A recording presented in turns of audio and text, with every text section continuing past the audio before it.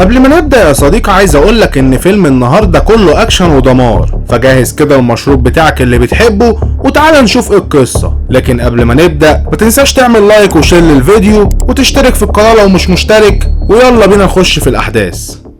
بيبدأ الفيلم مع واحد بيوجه رسالة لكشمير وبيعرفهم انه من الجيش الباكستاني، وانه في خلال ساعات هينفذ عملية تفجير كبيرة في الهند وهيحررهم. وفي نفس الوقت بيعرفوا قادة باكستان ان القوات الهندية سبب في موت عميل باكستاني، وبيفكر قائدهم في الانتقام عن طريق مقاتل شرس بيفهم في المتفجرات. وبيوصل ازار وبيقول لهم انهم لازم ما يرحموش الجيش الهندي بعد اللي عملوه، وان الانتقام يكون في اكتر منطقة حماية عندهم وهو مركز القوات الجوية. وبعدها بنشوف مركز القوات الجوية واللي بيكون فيه افضل الضباط، وبنشوف تاج وبشير منتظرين باقي الفريق علشان عندهم مهمة. وبتوصل مايني بطيارتها وبتتعرف عليهم، فبيقول لها تاج انه سمع عن بطولاتها كتير وان وجودها هي والقائد بيأكد ان المهمة خطيرة. وبنعرف ان القائد هو باتي اللي بيوصل بطيارته وبيكون على ارتفاع قريب من الارض، وبينبهر بالكل ما عدا القائد روكي. ولما بيوصل بيسلم على صاحبه تاج وبيتعرف على باقي الفريق، وكانت نظرات روكي وباتي بتبين انهم يعرفوا بعض من زمان.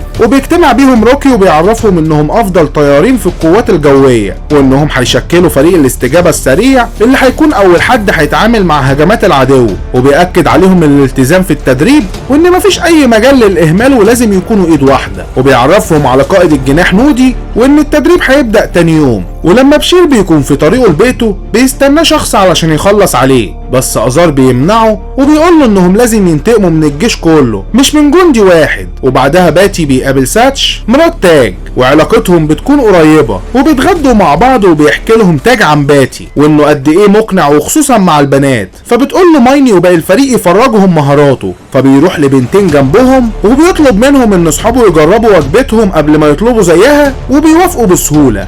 وبعدها ميني بتقول انها انضمت للفريق علشان تغيير وجهة نظر اهلها فيها. وازار بيراقب مركز القوات الجوية وبيروح للقائد وبيقول له ان اختراقها صعب بسبب تأمينهم ليها، وعلشان كده هيفجروا نقطة تفتيش قريبة منهم علشان يشتتوهم، وهينقلوا المتفجرات عن طريق البحيرة وانه هيقابله هناك. ولما بيوصل القائد هناك بيكون ازار بلغ عنه وبيتقبض عليه. وفي الوقت ده بيبدأ روكي التدريبات مع الفريق، وفي التدريبات بتكون مايني مسؤول عن نقل الفريق بالهليكوبتر، وتاج وباتي مسؤولين عن حمايتهم، وروكي ونوتي هيحاولوا يوقعوا طيارات العدو. وبتبدأ مايني بنقل القوات لمكان المهمة بحماية تاج وباتي. ووقتها بيظهر قدامهم روكي اللي بيستفز باتي وبيبعد عنهم، فبيروح وراه. وتاج بيقول لباتي يفضل علشان حماية القوات، فبيقول له يحميهم هو. وبيروح باتي ورا روكي اللي بيكون عاوز يشوفه هيفضل يحمي القوات لما يستفزه ولا هيعاند مع العدو. وبعدها بتظهر طيارة نوتي وبتكون قريبة من القوات، وباتي لسه مستمر في الطيران ورا روكي وبيقدر يصيب طيارته وبيكون فاكر انه كده فاز. بس روكي بيتعصب وبيبلغه ان الطيارة التانية قدرت توصل للقوات وتهزمهم بكل سهولة، وبيلوم تاج لانه المسؤول عن حمايتهم. فبيعترف باتي بان دي غلطته،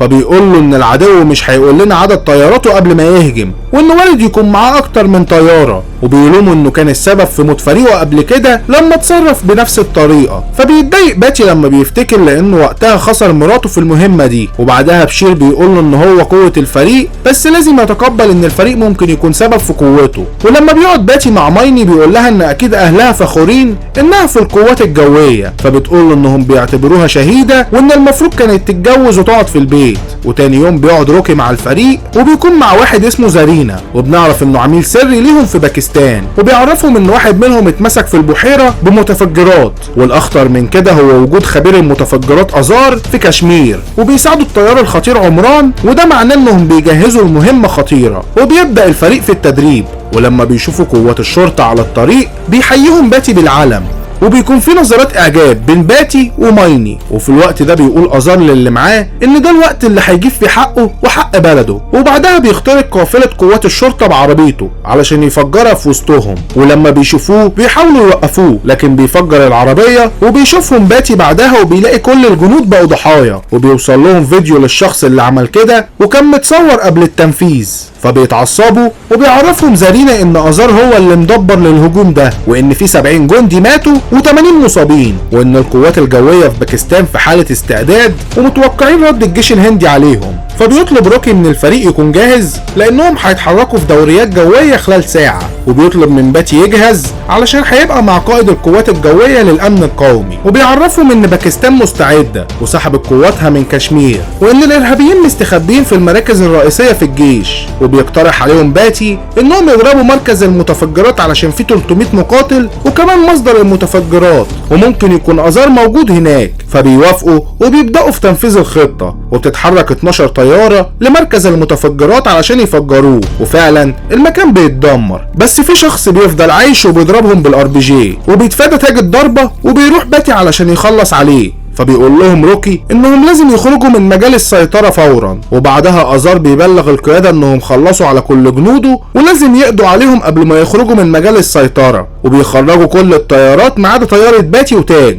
اللي بتجيله اشارة ان في صاروخ قريب منه، فبيطلب من باتي المساعدة لان في كمان طيارة بتتابعه. فبيظهر باتي من ورا طيارة عمران وبيتفاوض معاه، وبيقول له يبعد الطيارة اللي ورا تاج والا هيضرب طيارته، فبيستسلم بس بيقول له ان الحرب لسه بينهم. وبيخرج تاج وباتي من المجال الجوي الباكستاني، وبعدها بنشوف في مقر المخابرات الباكستانية ضابط بيقول ان الجيش الهندي ما ضربش الجيش الباكستاني وضرب المجاهدين وبس، وان ده كده انذار. فبيتعصب ازار بسبب تفكيره المحدود، وبيقول له انهم خلصوا على 300 واحد منهم وعلشان كده لازم الجيش الباكستاني يرد لهم الضربة. وروكي والفريق بيكونوا فرحانين وبيحتفلوا بنجاح المهمة، بس بعدها بيسمعوا صوت الانذار من كل مكان علشان في 4 طيارات دخلوا مجال الجو الهندي. فبيتحرك الفريق وبيركبوا طياراتهم، بس طيارات العدو بتقدر تدمر مناطق الدفاع الجوي، وبيرجعوا لخط السيطرة، وبيتبقى منهم طيارتين بقيادة عمران. فبيطلب روكي من باتي وتاج يلحقوه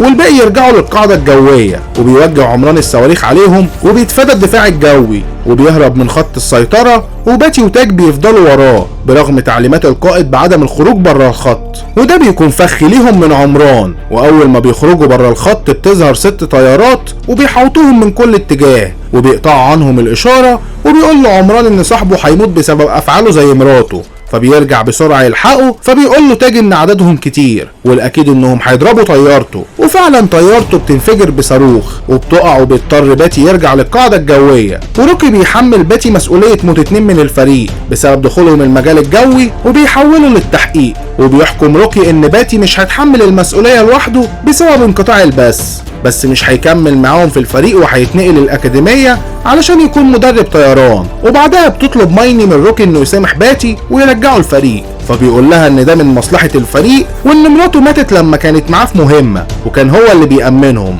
وسمح لها بالنزول عليهم اثناء الهجوم بالمدفعية، وده كان غلط واتدمرت طيارة مراته بسبب قراراته. وبيعرفها انها تبقى اخته وانه فقدها بسببه، وانه ما يكونش معاهم ده القرار الصح. وبنروح لمكان شغل باتي الجديد، وبيكون القائد فخور بانضمامه ليهم، وبيخرج من عنده وبيشوف جندي بيجري وبيعرف منه ان في بنت مش عارفة تتحكم في الطيارة وبتنزل بيها من الخوف، وان ده اول يوم تدريب ليها. فبياخد منه جهاز الارسال وبيكلمها وبيعرفها طريقة النزول الصحيحة، وبتنزل بامان لما بتسمع تعليماته. وبعدها بيبدأ في تدريب الطلاب، بس دايما تفكيره مشغول بفريقه القديم، وبيقرر انه يستقيل بس القائد بيرفض وبيديله اجازة يريح فيها اعصابه. وفي اليوم التاني بيروح المطار علشان يسافر، وبيلاقي ان رحلته اتأجلت، فبيحاول يلاقي اي مكان في اي رحلة، فبتحوله الموظفة مكتب المدير. فبيقول له باتي انه قائد في القوات الجوية وانه رحلته اتأجلت وهو محتاج يسافر النهاردة. وبالصدفة بيعرف انه والد مايني من اسمه اللي على المكتب، وبيقول له ان مايني كانت معاه في فريقه. فبيقول له انه ما عندهوش بنت في القوات الجويه، ولو عنده ما كانش قبل تبقى فيها. فبيقول له يا خساره، يا ريتها كانت بنتك، اللي زيها اهلها لازم يتشرفوا بيها. وقبل ما بيخرج بيطمن والدتها انها كويسه. وبعدها بيعرف من الاخبار ان الجيش الباكستاني هيفرج عن 2 محتجزين عندهم وهم تاج وبشير، فبيفرح انهم لسه عايشين. وبنشوف ازار وهو بيعذب فيهم قبل ما يرحلهم لبلدهم، وبيفضل يضرب في بشير بجنون كل ما يقول تحيا الهند. وبعدها بيتجمع الفريق ومعاهم باتي علشان يقابلوا اصحابهم، وبيتفاجئوا بان اللي رجع بس جثة بشير وتاج لسه هناك، وعملوا له جنازة عسكرية والكل بيكون حزين. وبيشوف باتي مرات صاحبه تاج اللي بترفض تكلمه، بس هو بيوعدها انه هيرجعه ليها. وبنشوف ازار وهو لسه بيعذب في تاج، وبيجيله وقتها مكالمة فيديو، فبيستغرب تاج بان العميل السري بتاعهم هو اللي بيكلمه، وبيعرفه ان المهمة تمت بنجاح. وبتوصل اخبار لروكي ان باكستان قفلت مجالها الجوي حتى للطيارات المدنيه وجهزت طياراتها الحربيه، وبيحاول باتي مع روكي انه يرجعه للفريق، بس هو بيكون مصمم على موقفه. وازار بيبلغ القياده انه كان متعمد لما بعت بشير جثه علشان يستفزهم، وانه عرف من العميل السري وقت وطريقه هجومهم. وبعدها بتتفاجئ مايني لما بتشوف اهلها وبيقولوا لها انهم بيتشرفوا بيها والفضل يرجع لباتي، فبتشكره مايني وبيجتمع الفريق وبيقول لهم روكي انهم لازم يجيبوا تاج باي طريقه. وبتدخل الطياره المدنيه المجال الجوي الباكستاني وبينزل منها القوات، واول ما بتظهر على الرادار بيطلب الضابط من الطيار يعرف نفسه ويقول له سبب وجوده والا هيضربه بالصاروخ، فبيقول له انهم طياره روسيه ومتجهه للامارات ودخل مجالهم بالغلط، فبيساله يتحرك في انهي اتجاه لان البوصله مش شغاله، فبيطلب منه يرجع ويبعد عن المجال ده. وبتظهر المقاتلات الحربيه وبتبدا تدمر المطار، وبيتحركوا القوات وبيبداوا يخلصوا على اي حد يقابلهم. ولما بيوصل الخبر لازار بيستغرب لان العميل السري بلغه ان الهجوم بالليل، فبيعرف ان العميل السري خانه واداله معلومات غلط. وبعدها بيضرب نار على القوات وبيصيب كذا واحد منهم، وبتحط القوات قنابل قبل ما يوصلوا لتاج وياخدوه. وازار بيسيب الطياره التانيه وبيفجرها قبل ما يركبوها،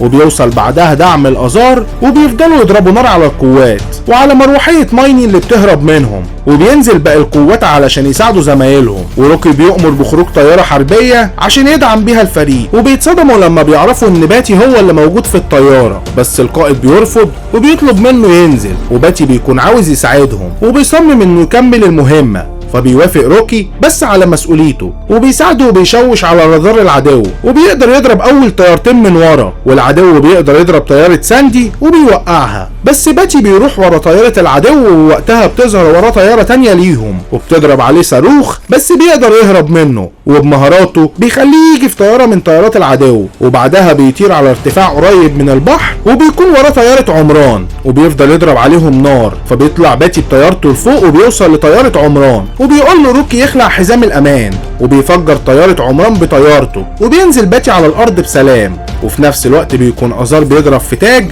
وبيقول له ان لازم يخلص عليه، بس بيوصل باتي وبيلحقه، وبيفضل يضرب في ازار بكل قوته علشان ينتقم منه ويجيب حق اصحابه اللي ماتوا. فبيهرب ازار منه وبيركب العربية، بس باتي بيلحقه وبيركب معاه وبيكمل ضرب فيه، وبعدها بيخلص على باقي الارهابيين، وبيربط رجل ازار في العربية وبينط على مروحية مايني لما بتقرب له، وبيسيب العربية تولع بازار. ولما بيرجع بيعتذر له روكي وبيقول له انه يستحق يكون افضل مقاتل في القوات الجوية. وبكده يكون فيلمنا خلص. لو عجبك الفيديو ما تنساش تعمل لايك وشير للفيديو وتشترك في القناة لو مش مشترك، واستناني في ملخص تاني. سلام.